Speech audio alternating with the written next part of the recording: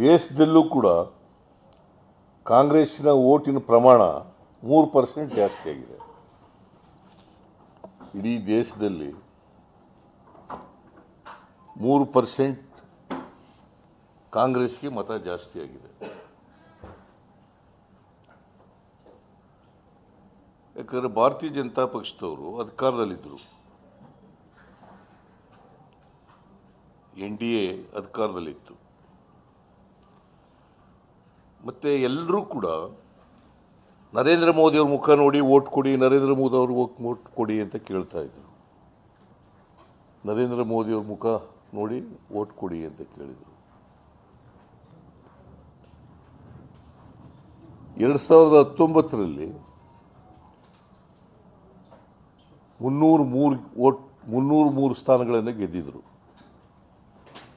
2019ರಲ್ಲಿ 303 ಸ್ಥಾನಗಳನ್ನು ಗೆದ್ದಿದ್ರು. 2014ರಲ್ಲಿ 282 ಗೆದ್ದಿದ್ರು. ಈ ಸಾರಿ ಎಷ್ಟು ಗೆದ್ದಿದ್ದಾರೆ? 240 ಗೆದ್ದಿದ್ದಾರೆ. 240 seats. That means to say, no party has got the majority.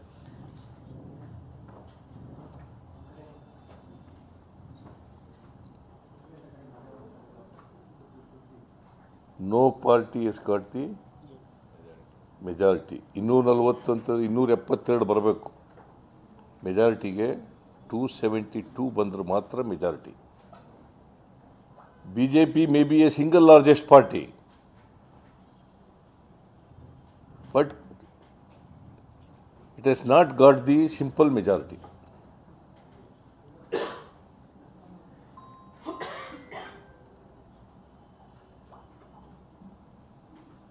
ಮತ್ತೆ ಎಲ್ಲೂ ಕೂಡ ನರೇಂದ್ರ ಮೋದಿಯವರ ಅಲೆ ಇರಲಿಲ್ಲ. ದಟ್ ಮೀನ್ಸ್ ವಿಷಯ ಅವರ ಜನಪ್ರಿಯತೆ ಕುಗ್ಗಿದೆ.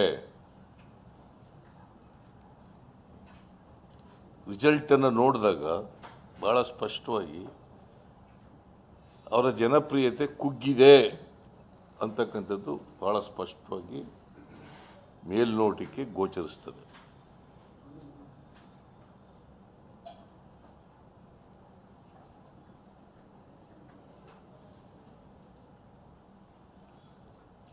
ಸರ್ಕಾರ ಅವ್ರು ಮಾಡ್ತಾರೋ ಬಿಡ್ತಾರೋ ಅದು ಗೊತ್ತಿಲ್ಲ ನನಗೆ. ಇನ್ನು ಯಾರು ಮಾಡ್ತಾರೆ ಸರ್ಕಾರನ ಅಂತಕ್ಕಂಥದ್ದು ಗೊತ್ತಿಲ್ಲ. But BJP has no simple majority to form the government, headed by Mr. Narendra Modi.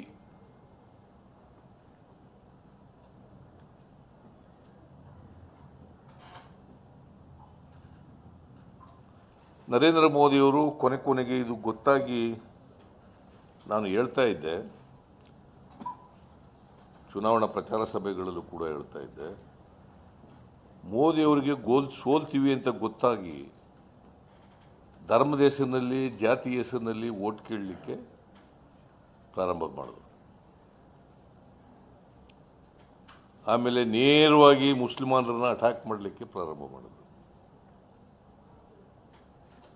ಕರ್ನಾಟಕದಲ್ಲಿ ಮುಸಲ್ಮಾನರು ಹಿಂದುಳಿದ ಜಾತಿಯವರಿಗೆ ಹಿಂದುಳಿದ ವರ್ಗದವರಿಗೆ ಕೊಟ್ಟಿರ್ತಕ್ಕಂಥ ಮೀಸಲಾತಿಯನ್ನು ಕಿತ್ತು ಮುಸಲ್ಮಾನರು ಕೊಟ್ಬಿಡ್ತಾರೆ ಅಂತೇಳಿ ಎಲ್ಲ ಪ್ರಚಾರ ಮಾಡೋದು.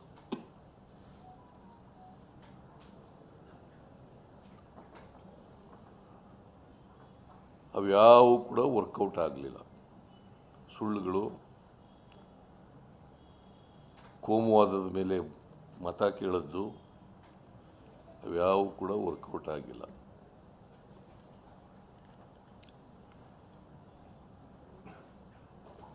ಇಂಡಿಯಾ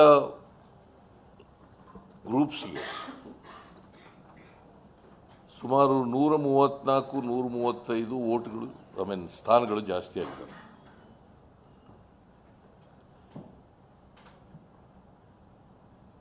ವೆರಸ್ NDA ಗ್ರೂಪ್ಗೆ ಸುಮಾರು 64 ಸ್ಥಾನಗಳು ಕಡಿಮೆ ಆಗಿದ್ದಾವೆ.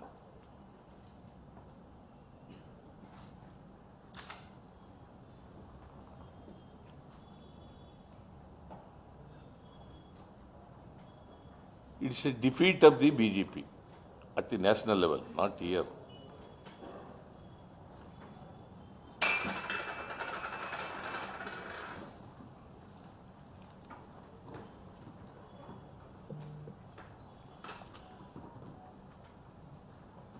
On moral grounds, Narendra Modi ji has no right to become the Prime Minister of this country.